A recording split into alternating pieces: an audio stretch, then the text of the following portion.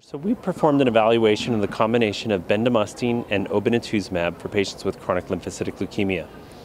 We know from other studies that obinutuzumab appears to be a more effective antibody in chronic lymphocytic leukemia, and at least in terms of chemotherapy regimens, bendamustine is the most commonly utilized in the United States. So we wanted to explore how well obinutuzumab combined with bendamustine.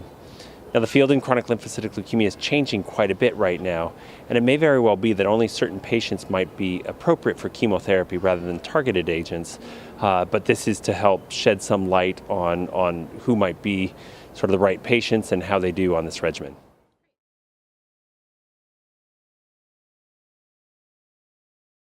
So there have been several trials looking at bendamustine and obinutuzumab. The two largest are ours, and then one conducted by the German CLL research group. There was a third smaller one conducted by the Dana-Farber research group.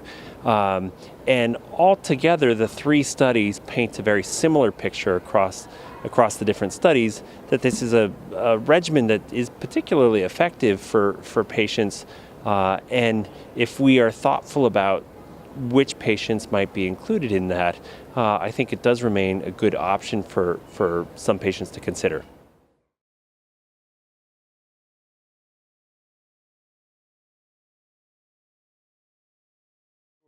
So in terms of efficacy, we saw an overall response rate of 89%. The complete response rate was about 48%. What was most impressive were the rates of minimal residual disease. For a variety of technical reasons, not everybody who was tested could be assessed, but if you looked at the sort of sum total of the study, it would look like minimal residual disease negativity may have been as high as 75%, which would put it really in some of the most effective regimens we've seen in chronic lymphocytic leukemia. And the advantage of a chemotherapy regimen is sort of the fixed duration. It's 6 months of therapy followed by no additional treatment. And if you're going to do a short duration intensive therapy, of course, you want to get the most effectiveness you can. And that contrasts with other effective regimens that may be chronic type medications, ibrutinib or other targeted agents that are intended to be applied continuously. From a safety perspective, we didn't encounter any unexpected side effects. Infusion reactions are the most common side effect, and perhaps not surprising for obinutuzumab. These were easily managed and for the most part all grade 1, grade 2 type side effects. Neutropenia was probably the most common grade 3, 4 side effect, occurring in about a quarter of patients, but didn't result in any infectious complications that led to a patient's death. There were pneumonias and so forth were on the order of 4 to 6% of the study. And 3 patients died during the conduct of the study, none of whom were directly attributed by the treating provider to the treatment regimen itself.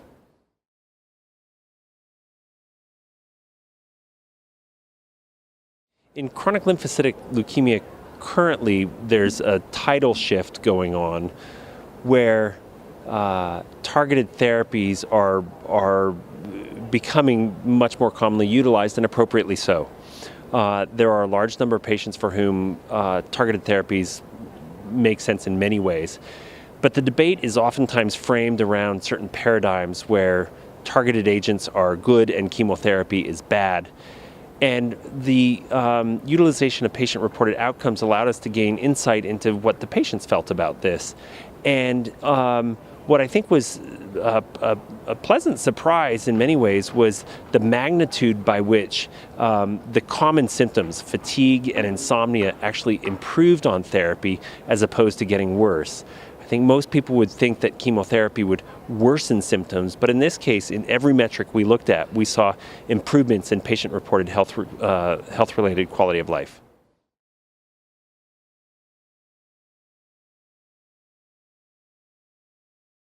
We use 2 instruments to measure the patient-reported health-related quality of life. We use the EORTC C30 tool, which is a 30-question instrument that evaluates a number of different dimensions of patient care, but that's general to patients with cancer.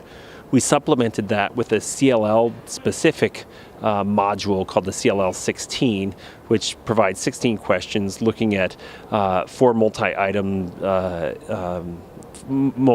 multi-scale items and 2 single symptom items as well. So it was kind of a broad holistic oncology and then a disease specific module as well.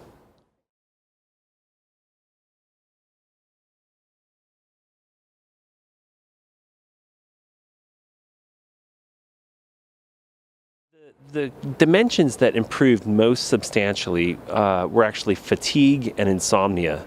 And I might imagine that fatigue would be perceived to be something that might worsen on chemotherapy. But we actually saw during the course of treatment and certainly after treatment, this would be on the scale of what we would say is a major change as measured by these tools.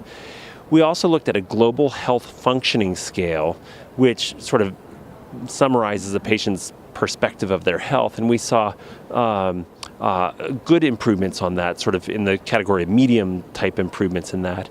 And when we looked at future health worries as well, patients I think really emerged from therapy with many of their future health worries moderately to significantly improved.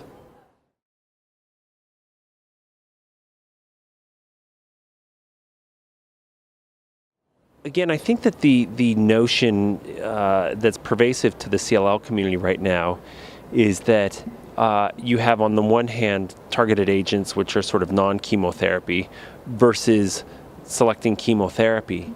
And understandably, and perhaps in many ways myself included, I would have largely presumed the application of chemotherapy to be detrimental to patients' short-term quality of life.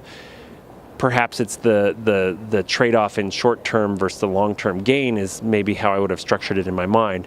But that actually contrasts with the data where we see early improvements that continue to improve over time, really challenging those notions that we might be simply assumptions on our part.